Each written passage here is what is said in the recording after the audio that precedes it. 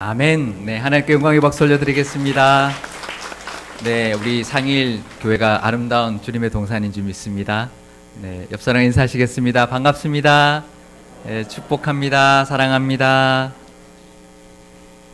네, 오늘도 제가 시 한 편을 가져왔습니다. 제가 읽어드리겠습니다. 복효근이라는 시인의 안개꽃이라는 시입니다. 꽃이라면 안개꽃이고 싶다. 장미의 한복판에 부서지는 햇빛이기보다는 그 아름다움을 거두는 안개이고 싶다. 나로 하여 내가 아름다울 수 있다면 내 몫의 축복 뒤에서 나는 안개처럼 쓰러지는 다만 너의 배경이어도 좋다. 마침내 너로 하여 나조차 향기로울 수 있다면 어쩌다 한 끈으로 묶여 시드는 목숨을 그렇게 너에게 조금은 비치고 싶다. 어떠세요? 좋죠. 네, 시인은 자기가 장미꽃을 더 돋보이게 하는 그런 안개꽃 같은 사람이 되고 싶다라고 노래하고 있습니다. 안개꽃 좋아하세요? 저도 안개꽃 좋아하는데요. 저도 이 시인처럼 우리 상일교회를 더 돋보이게 하고 우리 상일교회 교인들을 더 돋보이게 하는 안개꽃이 되고 싶습니다. 아멘. 네, 꽃다발 안에 우리가 한 꽃만 이렇게 하는 것보다요, 다양한 꽃을 이렇게 여러 다양한 꽃을 모아서 묶어서 이렇게 꽃다발로 만들면 더 아름다워지듯이 우리 교회와 우리 목장 안에서 서로를 더욱 돋보이게 해서 서로의 배경이 되어주면 더 좋겠습니다. 아멘. 네, 옆 사람과 다시 한번 인사할까요? 옆자리에 앉아주셔서 감사합니다. 네, 함께해서 행복합니다. 네, 행복하시죠? 부활절과 우리 성령 강림 주일에 이어서 우리 지난 주일에 삼위일체 주일까지 지내고 나면은요, 가을 추수감사 주일까지 거의 5, 6개월 정도 거의 특별한 절기가 없는 기간입니다. 예전 색깔도 제가 오늘 이렇게 하고 나온 스토리를 새긴 초록색이 이제 오늘부터 시작되는데요. 지난 우리 부활 절기 동안에는 이사야서를 우리가 묵상하면서 회복에 대한 말씀을 하나님께서 해주셨는데요. 이 기간을 시작하는 6월부터는 사도행전의 말씀을 하나님께서 우리 교회에게 주고 계십니다. 사도행전은 새로운 시대를 시작하는 것을 알리는 말씀입니다. 성령님께서 강림하심으로 교회가 시작되었고요. 또 예수님의 제자들의 활약이 드디어 시작되었는데요. 우리 교회를 향해서도 새로운 변화의 시점, 또 새로운 교회의 모습에 대한 준비와 역할에 대하여 하나님께서 이 사도행전의 말씀으로 인도해 주시는구나라는 것을 느낄 수가 있습니다. 우리 상일교회는 30여 년 전에 고독 주공 아파트의 입주로 인해서 큰 변화와 도약을 이루었습니다. 저희 교회가 올해 64주년이 되었는데요. 우리 교회의 시대를 약 한 30년씩 우리 두 시대로 나누면 제1세대 상일교회에서 제2세대 상일교회가 된 가장 중요한 계기가 바로 이 고독주공 아파트의 주민들이 유입해 들어온 것이라고 볼 수가 있습니다. 이제 그 고독 아파트, 우리 고독주공 아파트가 모두 재개발되고 있습니다. 우리 교회와 가장 인접해 있는 7단지는 내년 연말이면 입주를 하게 되고요. 또 5단지는 내후년 2020년 봄에, 또 6단지는 내후년 여름이면 입주를 시작하게 될 것입니다.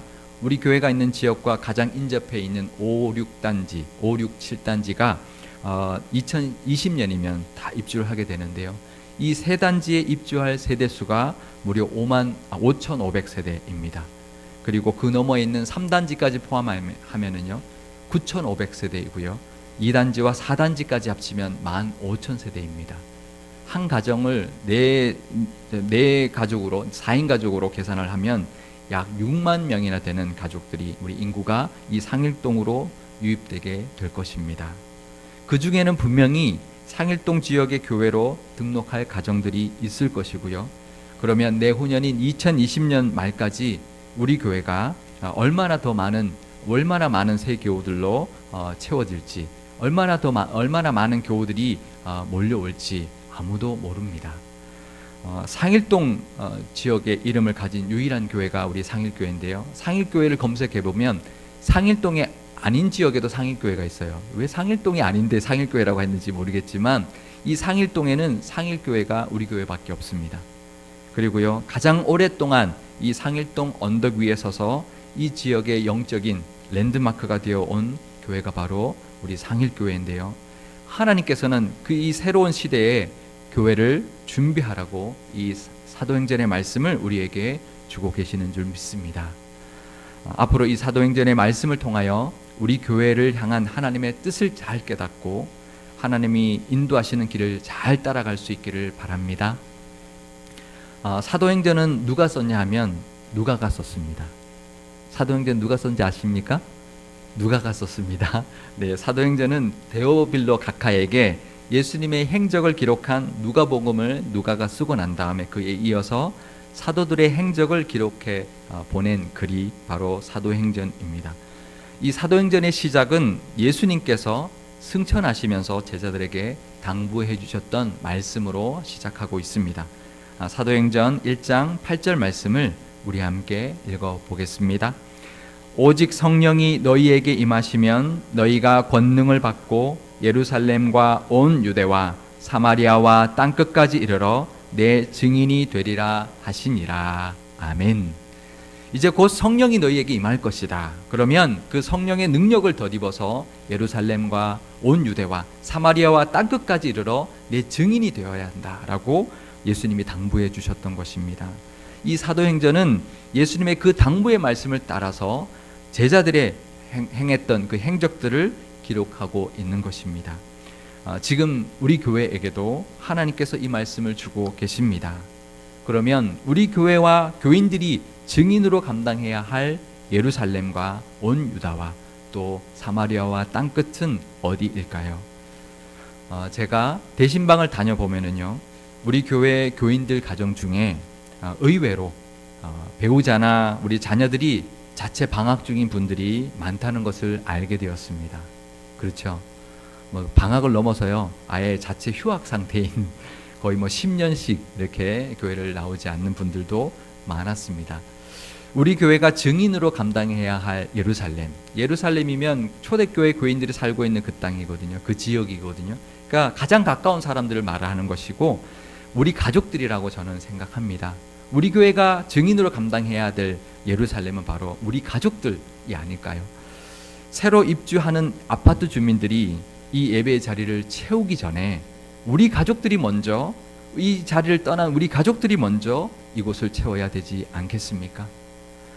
제가 사실은 작년부터 생각하고 있었던 것인데요, 당회의 허락을 맡아야 하겠지만 이번 추수감사 주일에는 그동안 교회에 잘 나오지 않고 있던 우리 가족들을 초청하면 어떨까 생각하고 있습니다. 새생명 축제처럼 그렇게 대단하게 할 것은 없을 것입니다. 왜냐하면 우리 교회를 다녔던 분들이었기 때문에 그렇죠. 그냥 추수감사주일이니까 올 한 해 하나님께서 베풀어 주셨던 은혜와 또 결실에 또 감사하는 예배를 함께 드리자, 그래서 함께 가자고 초대한 것으로 충분할 것입니다. 만약에 교회가 예산이 허락이 된다면 오랜만에 오는 우리 가족들을 위한 조그마한, 클 필요도 없을 겁니다. 우리의 마음이니까 조그마한 선물 하나씩 드릴 수 있다면 더 좋겠죠. 어떠십니까? 좋지 않으세요? 우리 교회에 다른 우리 이 지역으로 이사 오는 새로운 교우들이 오기 전에 이곳을 떠난 우리 가족들부터 먼저 채워야 되지 않겠습니까? 사실 가족이라고 해서 가족이기 때문에 특별한 계기가 아니면 그동안 나오지 않던 교회에 한번 같이 가자고 하기가 쉽지가 않을 것입니다. 이번 추수감사절에는 상일교회가 가족 초청 예배를 드린다고 하니까 같이 가자고 하면 좋은 계기가 될 것입니다. 이것을 시작으로 우리 주변에 있는 친구들이나 또 교회를 쉬고 있는 분들께 권할 수 있는 기회가 만들어질 수 있을 것이고요. 이것이 우리가 증인으로 감당해야 할 예루살렘과 온 유대와 사마리아와 땅끝으로 가는 시작이 될 것입니다. 그렇게 우리가 먼저 증인이 되어서 주변에 있는 사람들을 교회로 인도하는 모습이 있을 때에 하나님께서 스스로 우리 교회를 찾아오는 사람들도 하나님께서 친히 인도해 주실 줄 믿습니다. 그런데 한번 오게 하는 것도 쉽지 않지만은요, 한번 오면 안 되잖아요. 그죠? 계속 우리 교회에 나와서 예배하고 같이 신앙생활 할 수 있어야 할 텐데요. 그것은 하나님의 은혜가 있어야 합니다. 한번 오긴 할 수 있지만 계속 교회에 오면서 함께 예배 드릴 수 있는 것은 하나님의 은혜가 있어야 되는 것인데요. 그러기 위해서 우리가 해야 할 일이 있습니다. 그것은 바로 기도하는 것입니다. 제자들이 예루살렘에서 예수님의 당부의 말씀을 듣고 성령님이 임할 때까지 한 일이 바로 기도였거든요. 사도행전 1장 13절에서 14절 말씀을 제가 읽어드리겠습니다.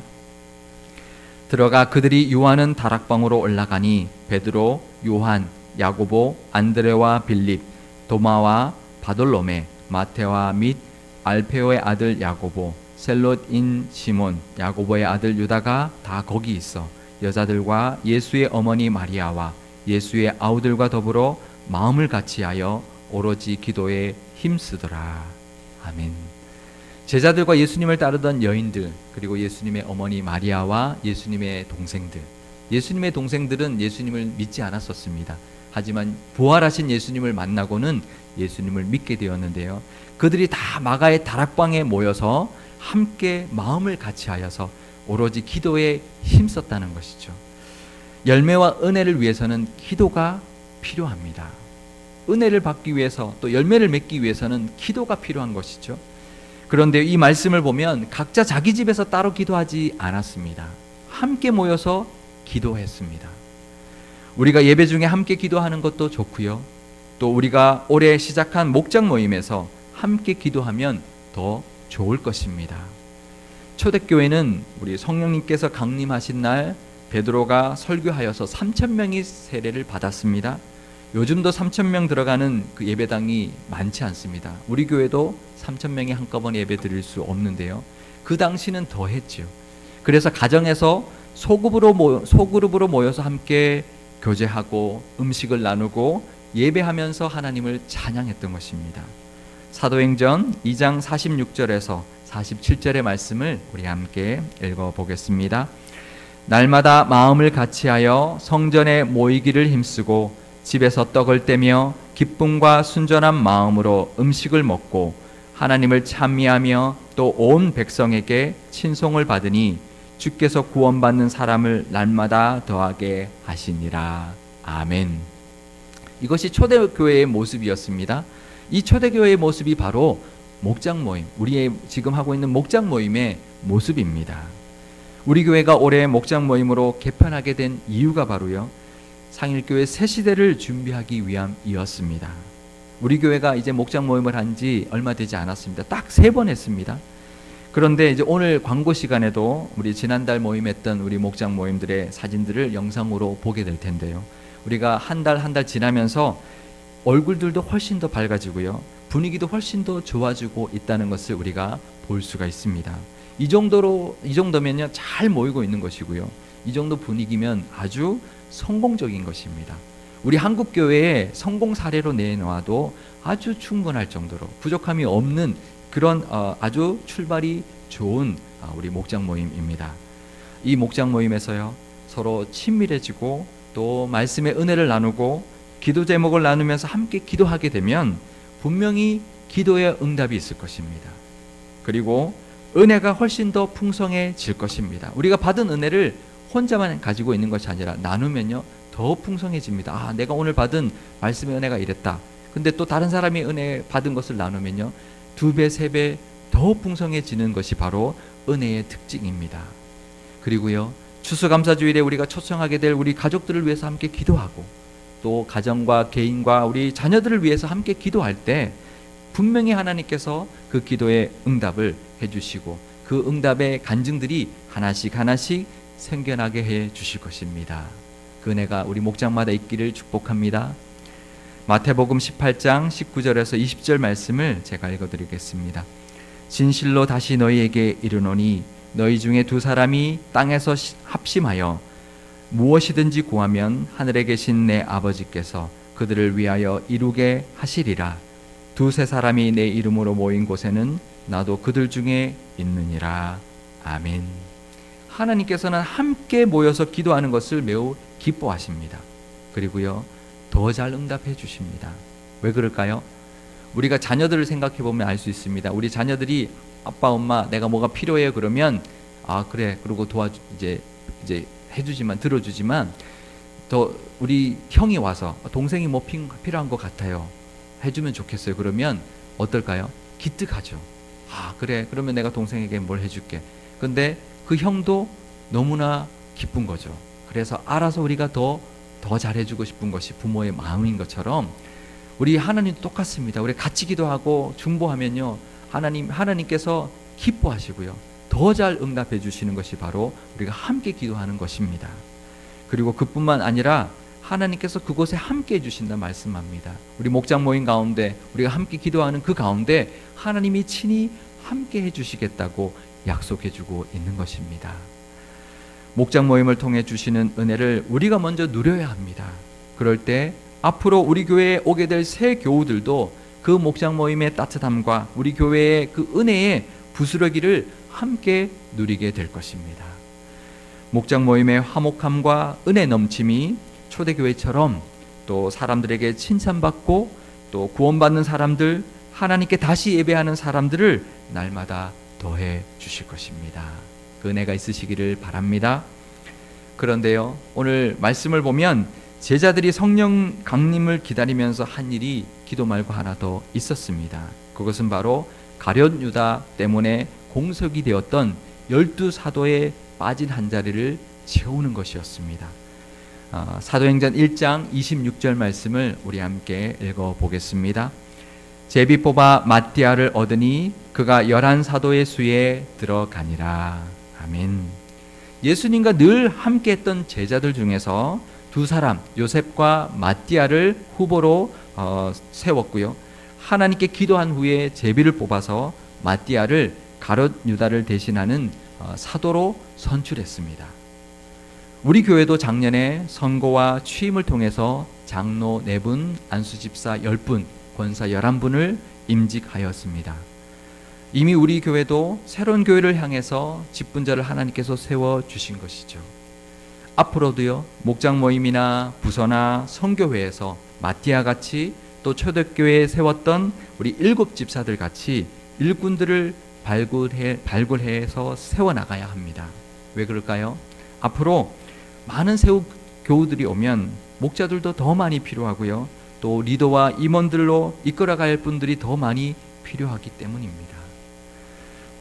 우리가 가능하면 우리 목장 모임을 하고 부서 모임을 하고 선교회 할 때 역할들을 나누어서 또 이제 할 수 있도록, 그래서 이제 전 목원의 간부와 전 부서의 간부와 전 선교회 임원들의 그 회원들의 간부화를 이루어서 잘 발굴하고 일꾼들을 준비하여서 세워 나갈 수 있어야 할 것입니다.